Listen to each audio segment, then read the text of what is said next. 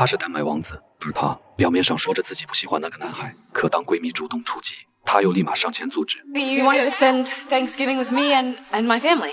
在闺蜜的助攻下，朱莉终于迎来了春天。父母很意外，原来女儿的取向是正常的，孤男寡女共处一室，让两人都有些许难为情。为了破冰，艾迪自告奋勇地说要去挤牛奶，结果央相出镜，以至于在吃晚饭时看到白色液体，就想到小母牛嘲笑他的嘴脸。他那不失礼节的幽默让父母很喜欢。第二天他就被朱莉的弟弟邀请来参加割草机比赛，为了在朱莉面前出风头，他卯足了劲向终点冲去。虽然过程有点不尽人意，但凭借自己玩赛车的经验，他还是夺得了冠军，将冠军奖品当作礼物送给了朱莉。可还没来得及庆祝，民风淳朴的居民就送给他一个意外奖励。他轻轻抚摸着她的脸庞，双目交互之间产生出浓浓的爱意，很快就确定了恋爱关系。书是读不进去了，两人之间来到角落准备做点事情，可突然2名记者冲了出来，闪光灯一顿乱闪，他们赶紧逃跑，2名记者也紧随其后，边追还边喊王子。 What the hell was that? Why were they calling you Prince Edward? That's my name.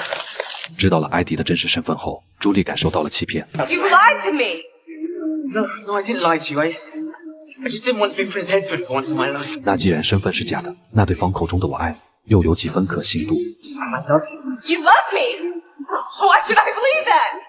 You were just pretending. No, I wasn't pretending. No, I wasn't pretending. 他们就这样结束了吗？并没有。这天艾迪的电话突然响起，他想也没想，立马起身